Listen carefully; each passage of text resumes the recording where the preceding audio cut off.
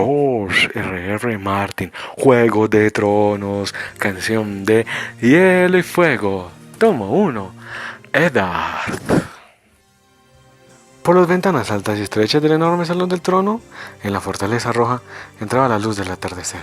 Se derramaba por el suelo y dibujaba largas franjas rojas en las paredes de las que en el pasado habían colgando las cabezas de los dragones.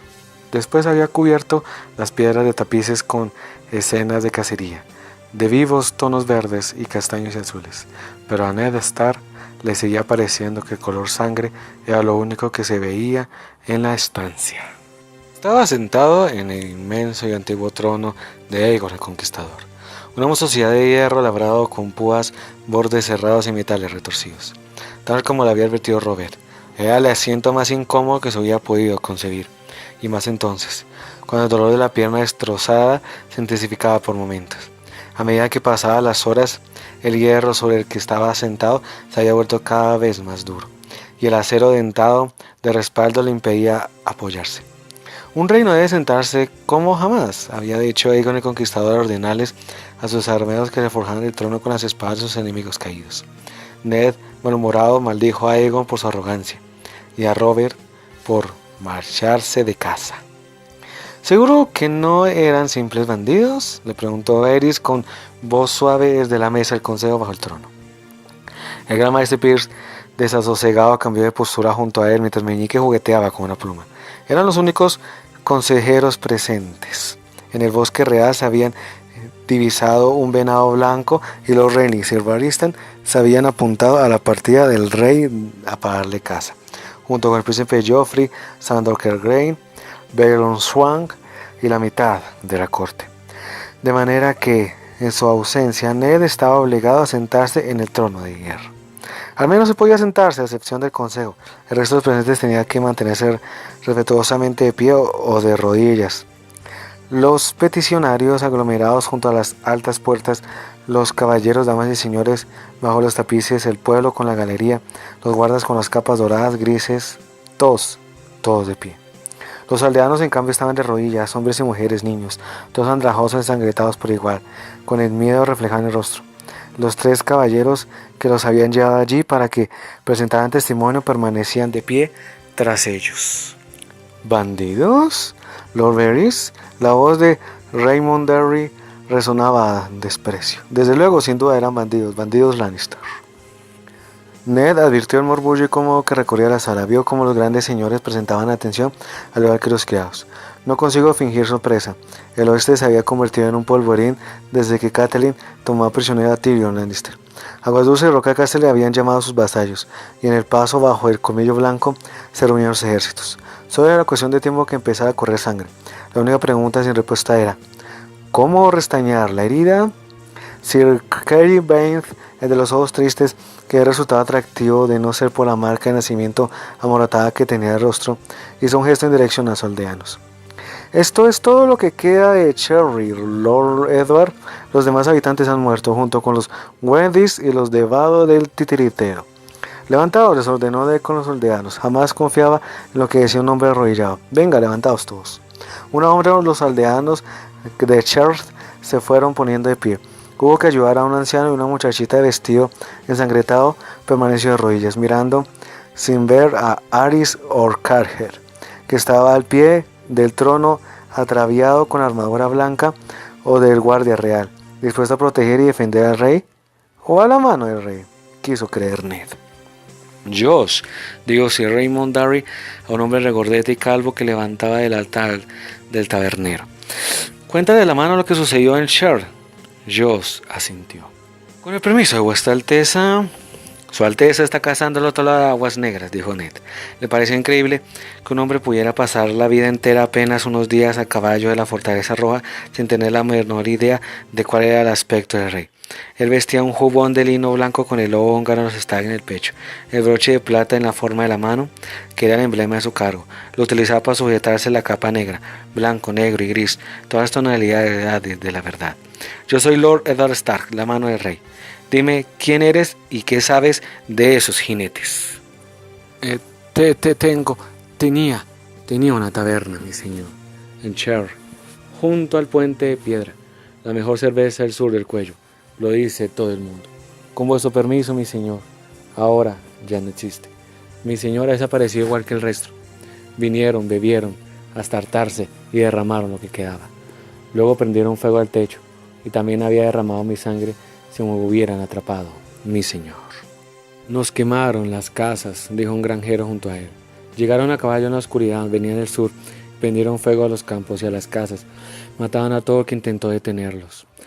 Pero no eran ladrones, mi señor. No querían robarnos el ganado ni nada de eso. Mataron a mi vaca lechera y la dejaron allí para que se la comieran las moscas y los cuervos. Arrollaron a mi aprendiz, intervino un hombre encharapado con los músculos de herrero y la cabeza vendada. Se había puesto sus mejores ropas para acudir a la corte, pero llevaba los calzones manchados y la capa polvorienta. Lo persiguieron a caballo por los campos, jugaron con él, lo pinchaban con la lanza y se reían como si fuera un juego. El chico no hacía más que gritar y caerse. Al final el grandote lo traspasó. La muchacha, que seguía de rodillas, movió la cabeza para alzar la vista hacia Ned en el trono. También mataron a mi madre, Alteza. A mí. Se quebró su voz como si hubiera olvidado lo que estaba a punto de decir. Empezó a sollozar. Sir Raymond Darry reanudó el del relato.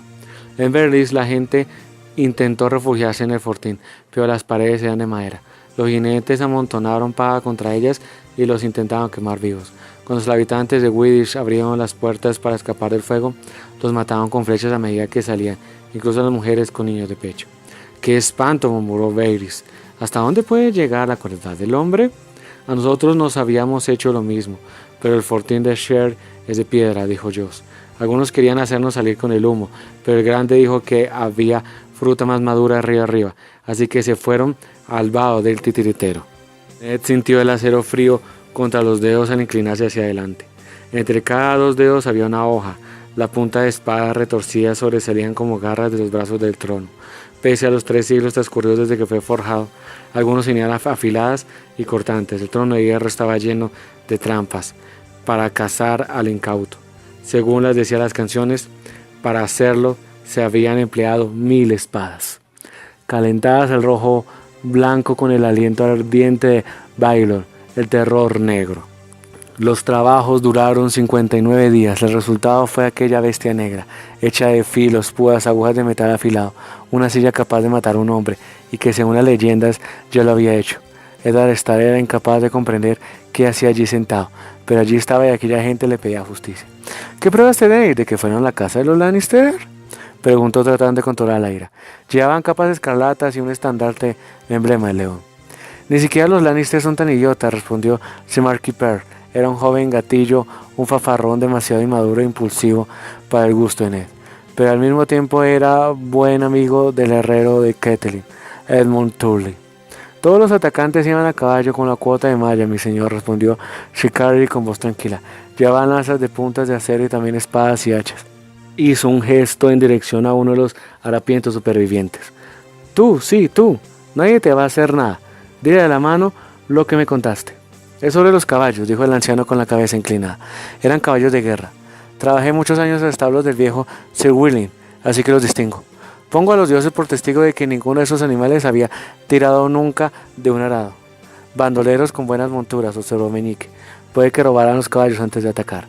¿Cuántos hombres componían el grupo?, quiso saber Ned. Por lo menos 100, respondió Joss. 50, dijo a la vez el herrero de los vendajes. 100, fue la respuesta de una anciana. Tras ellos un ejército, mi señor. Un ejército era eso. Tienes más razón de la que crees, buena mujer, le dijo Lord Eddard. Decís que no llevaban estandarte. ¿Y qué armaduras utilizaban? ¿Alguno de vosotros se fijó en los adornos, en las decoraciones, en cualquier detalle, en los escudos o en los yelmos? Me duele deciros esto, mi señor, contestó Joss el tabernero, tocando la cabeza. Pero no, las armaduras que llevaban eran sencillas, solo. Bueno, el que parecía que mandaba la armadura sella era igual que las otras, pero llamaba la atención. Era por el tamaño, mi señor. Quien diga que los gigantes ya no existen es porque no ha visto en ese hombre. Os lo juro, era grande como un buey y su voz retumbaba como un trueno. ¡La montaña!, exclamó Sir Marky de manera que todos los oyeran. ¿A alguien le cabe la menor duda? Esto ha sido obra de Gregor Clegane. Ned oyó murmullos bajo la ventana al otro extremo de la sala. Hasta la galería se oían susurros nerviosos. Tanto los grandes señores como el pueblo llano entendía qué significaba que Sir Marker estuviera en lo cierto. Sir Gregor Clegane era vasallo de Lord Tywin Lannister. Escudriñó los rostros aterrados de los aldeanos. No era de extrañar que estuvieran tan asustados. Creía que los había arrastrado allí para llamar al asesino de Lord Tywin ante el rey, que estaba casado con su hija, seguramente. Los caballeros no les había dejado elección. El gran maestre Pearce se levantó pausadamente de su lugar en la mesa del consejo. La cadena que simbolizaba su cargo titireó. Con todos los respetos, Sir Marky, no poseéis saber si ese forajido o era Gregor o no. En el reino hay muchos hombres corpulentos. ¿Tan corpulentos como la montaña que cabalga?, replicó Sir Keir, y no he conocido a ninguno. Ni nadie entre los presentes, añadió Sir Raymond, arduoso hasta su hermano parece un cachorrito en comparación. Abrí los ojos, mis señores. ¿Os hace falta ver sus sellos sobre los cadáveres? Fue Gregor. ¿Por qué iba a actuar si Gregor como un bandido?, preguntó Persley. Su señor le otorgó una fortaleza y tierras propias. Es un caballero ungido. Un falso caballero, replicó Sir Mark. Es el perro rabioso de Lord Tywin. Mi señor, dijo Percy a Ned con tono rígido, os ruego que recordéis a este buen caballero de Lord Tywin Lannister, es el padre de nuestra amada reina. Gracias, gran maestre Pierce, dijo Ned, si no llegáis a decirlo, quizás lo hubiera olvidado. Desde su lugar privilegiado en el trono vio como varios hombres salían a hurtadillas por la puerta del fondo de la sala. Los consejeros corrían a esconderse. O tal vez las ratas iban a mordisquear el queso de la reina. Divisó a la septa Mordún en la galería acompañada de su hija Sansa. Ned sintió un remalazo de ira. Aquel no era lugar apropiado para una niña, pero la septa no podía haber imaginado que la sensación iba a ir más allá de la tediosa rutina de escuchar peticiones, zanjar disputas entre aldeas rivales y marcar límites entre poblados. Abajo, junto a la mesa del consejo, Patty Baelish pareció perder interés en la pluma y se inclinó hacia adelante. Sir Mark, Sir Keir, Sir Raymond, ¿puedo hacerles una pregunta? Esas aldeas están bajo vuestra protección. ¿Dónde estabais mientras tenían tantos asesinatos e incendios? Yo estaba al lado de mi señor padre en el paso bajo el colmillo dorado, respondió Sir Keir. Igual que Sir Mark, cuando Sir Edmund Tully recibió la noticia de estas afrentas, nos envió instrucciones de organizar un grupo de hombres para buscar sobrevivientes que hubieran y traerlos ante el rey. Sir Edmund me había convocado a Aguas Dulces junto con todos mis hombres, explicó por su parte Raymond Darry. Estaban acampados al otro lado del río, aguardando sus órdenes, cuando me llegó la noticia. Cuando regresé a mis tierras, Clegane y sus alimañas ya estaban al otro lado de la Forja Roja, cabalgando hacia las colinas de los Lannister. ¿Y si vuelven, señor? Meñique se acarició la barbilla puntiaguda pensativo. Y si vuelve, su sangre regará los campos que quemaron, declaró Sir Mark Pegg en tono fervoso. Sir Edmund ha enviado hombres a todo el pueblo y aldeas a menos de un día a caballo de la frontera. Los próximos atacantes no tendrán tan fácil, explicó Sir Carly. ¿Qué es probable lo que quiere Lord Tywin?, se dijo Ned para sus adentros. ¿Mermar las fuerzas de Aguas Dulces? ¿Engañar al chico para que disperse a sus hombres? El hermano de su esposa era joven, más valeroso que inteligente. Intentaba defender cada palmo de sus tierras a cada hombre, mujer, niño, de los que llamaban señor. Y Tywin Lannister, astuto como era él, lo sabría.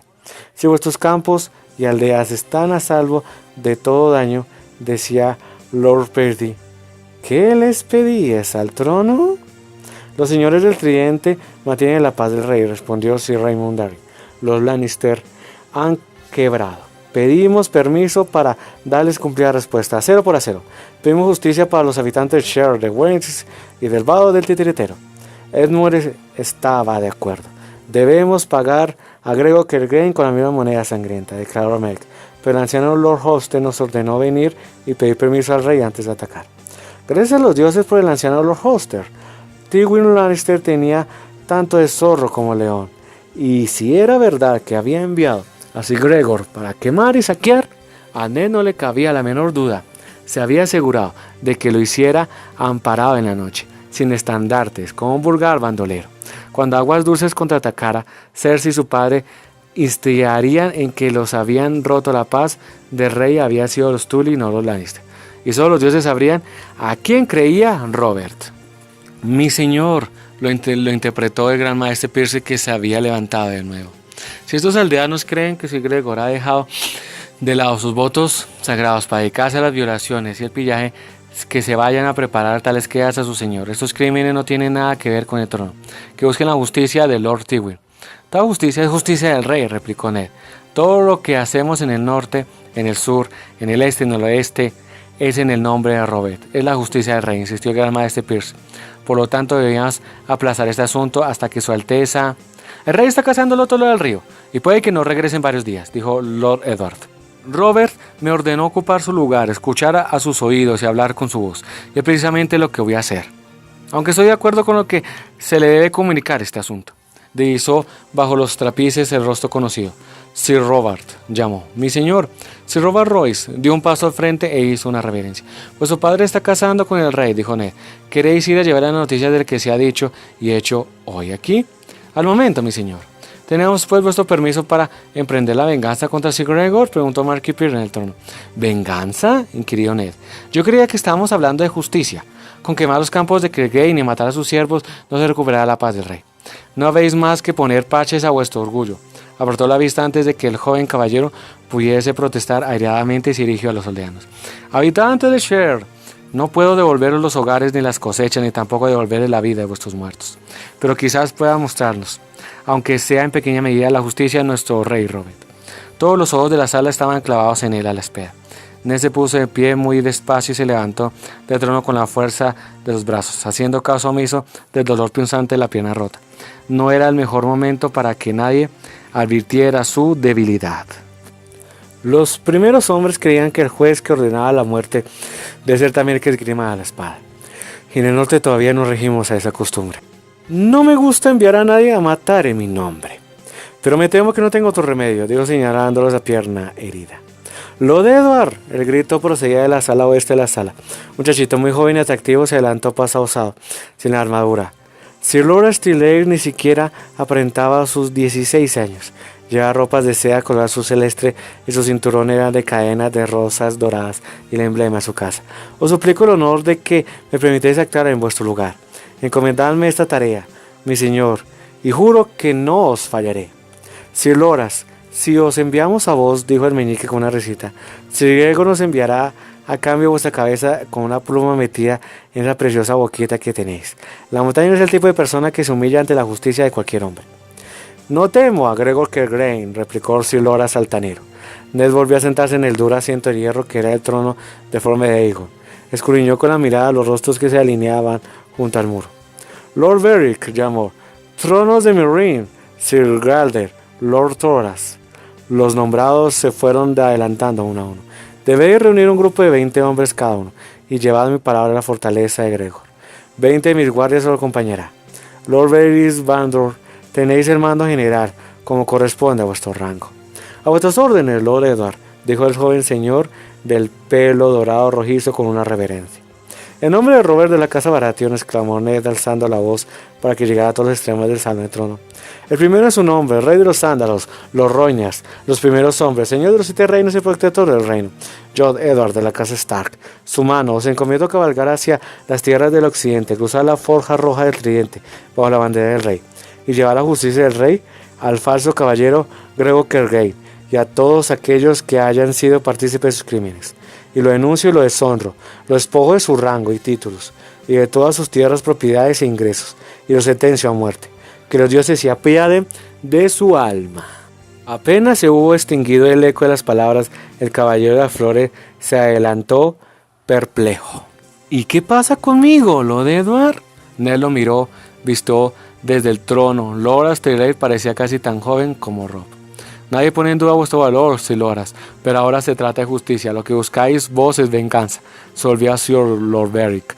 Emprender el camino del alba. Estas cosas es mejor hacerlas deprisa. Alzó una mano. El trono no escucharía hoy más peticiones. Arley y Porter subieron los escalones de hierro que llevaba el trono para ayudarlo a descender. Ned no pudo dejar de advertir la mirada hosca de Lord Stillare, pero el muchacho se alejó antes de que llegara a su altura. En la base del trono de hierro, Barry recogía papeles de la mesa del consejo. Meñique y el gran maestre Pierce se habían marchado ya. «Tenéis más valor que yo, mi señor», dijo con la voz suave el eunuco. «¿Por qué lo decís, Lord Varys?» preguntó Ned en tono brusco. La pierna le dolía mucho y no estaba de humor para juegos de palabras. De haber estado en vuestro lugar, yo había enviado a Sir Loras. Lo deseaba con tanta vehemencia. Y cualquier hombre que tenga por enemigos a los Lannister, habían bien en ganarse la amistad de los Tyrell. Sir Loras es joven, replicó Ned. Ya se le pasará la excepción. ¿Y qué ha de decir Eileen? El eunuco se acarició la mejilla regordeta y empolvada. Al fin y al cabo, él es la justicia del rey.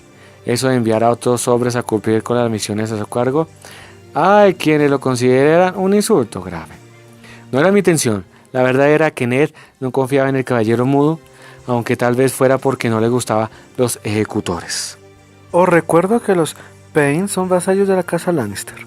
Me pareció más adecuado elegir hombres que no debían lealtad alguna a Lord Tywin. Una decisión prudente, no me cabe duda, dijo Varys.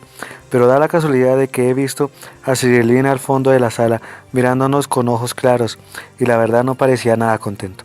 Aunque eso es siempre difícil de asegurar cuando se trata de nuestro silencioso caballero. Supongo que él también se le pesará, aunque le gusta tanto su trabajo.